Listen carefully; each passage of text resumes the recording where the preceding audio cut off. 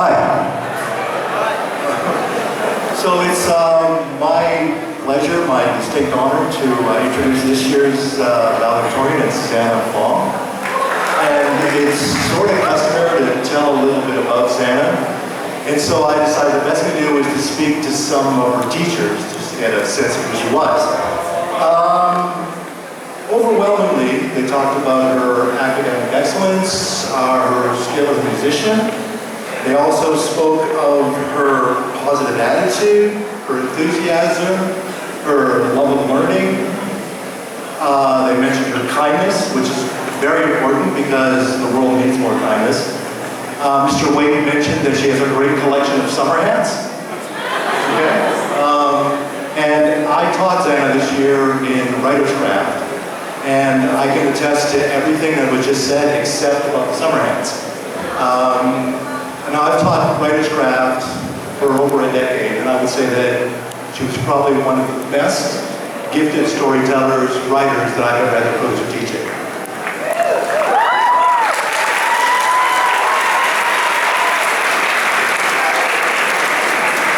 But I guess the most important consideration is that you guys selected her to be your valedictorian this year. It was a brilliant choice.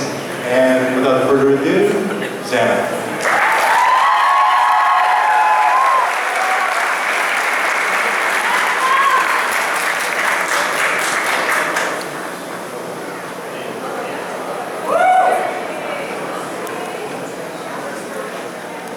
Good evening, Mr. McKinnon, Mr. Gandy, Mr. Hill, Mr. Wires, and Mr. Valedictorian.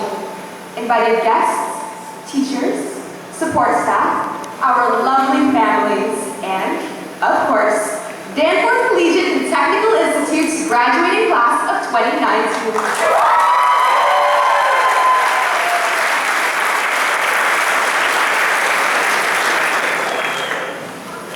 My name is Zanna, and I cannot begin to express how honored I am to be this year's valedictorian.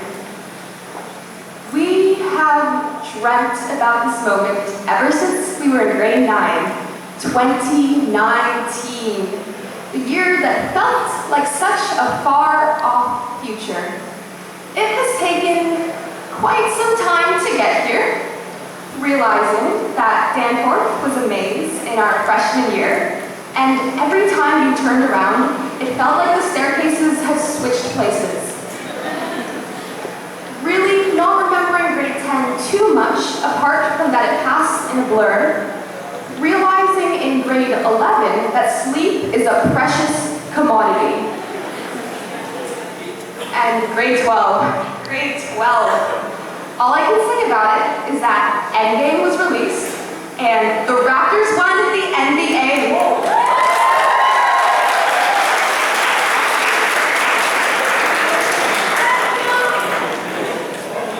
But now, it is here. The coveted walk across the stage, the handshakes, the applause, the slightly awkward pictures, where you are both trying to shake Mr. McKinnon's hand and get that diploma. But what has led us up to this point? Here is what I have discovered. There have been approximately 704 days, or as Mr. Heath would say, 88 day ones and 88 day twos per year over the last 4 years. 16,896 hours. 1,013,760 minutes and change. I would like to say that that was all accomplished with mental math. Unfortunately, my calculus grade would angrily disagree. My point is that a lot of time has been spent here. However, it is the connections that we shared with each other that we will remember the most. How Mr. Jackson, the science one, shocked us all out of our grade 9 shy phase with exploding whale videos.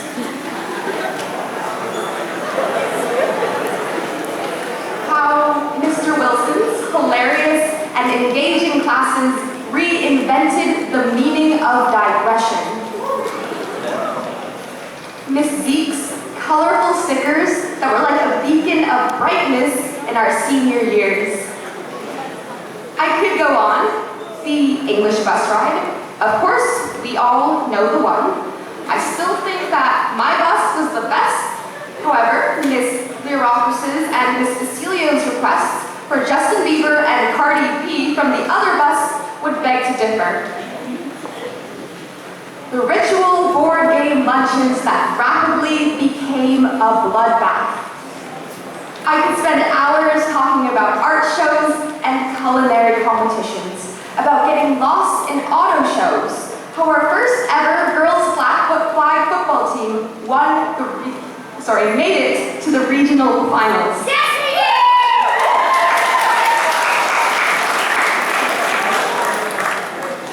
About Mr. Keith's Rockwood trip, or the warmth that accompanies conversations around campfires, the overwhelming sense of community around a favorite lunch spot, the unforgettable end-of-the-year carnival and barbecue, where a total of 7 proposals were made and I missed all of them.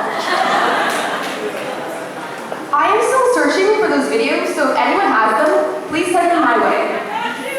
Thank you. And yet, like many things, no matter how many different words I use, how many enactments or interpretive dances, it would never be the same.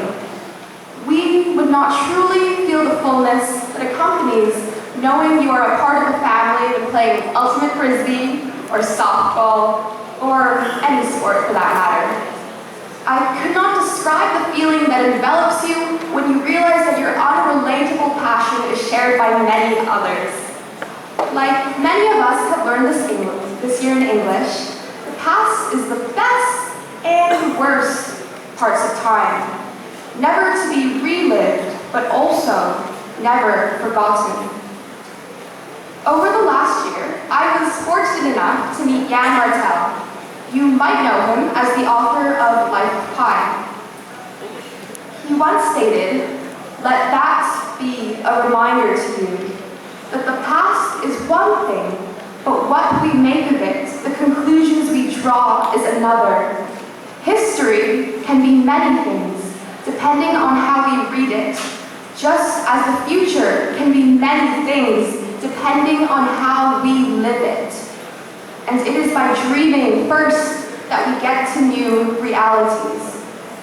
To express my wishes for all of your futures, I wrote a spoken word poem. I hope you enjoy.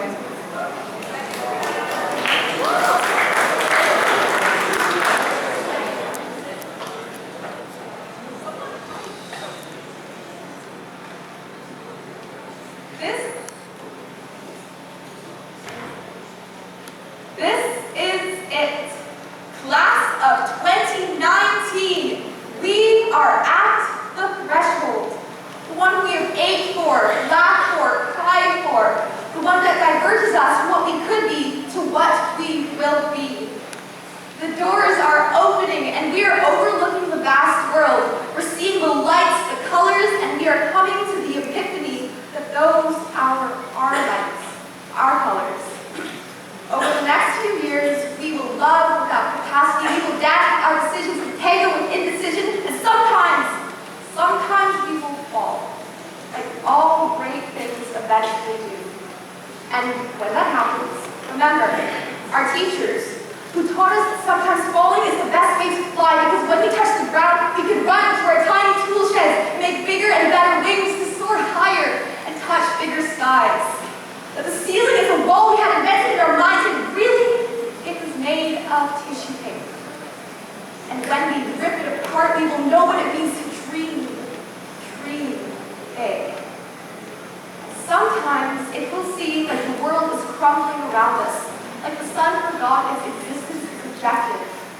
And when the coldest threats to overwhelm us, remember, our friends, our own Captain Americas and our Hulks, our Black Widows and our Hawkeyes, and of course, our Iron Mans, who taught us the definitions of what it means to love.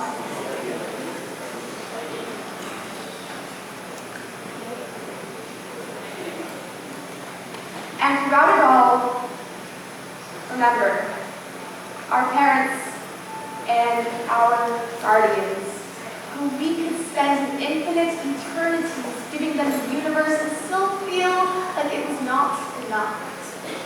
Who spent long nights researching, praying, worrying for our futures, who rejoice when we rejoice, and sometimes when we don't. Who raised children into adults and showed us that the greatest heroes of all are the unsung ones. And to my classmates, the idealists and the realists, the visionaries and the dreamers, the curtains are rising, we are taking center stage. You are a shout in a sea of murmurs. You are the ones who will make new definitions of love, the ones who will inspire others to fly, the ones who will deserve more than an infinite eternities. You are a dreamer's reality. And so as we move forward, be strong, be courageous, do not be afraid, and do not be discouraged, because we are Dan for our students who will shape the world.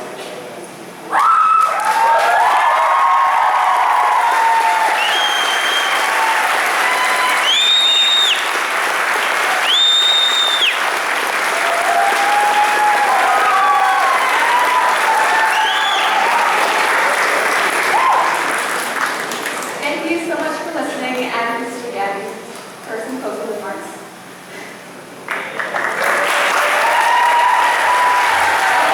First of all, I'd like to call upon Ms. Gwen Vance to make the presentation of the valedictorian gift.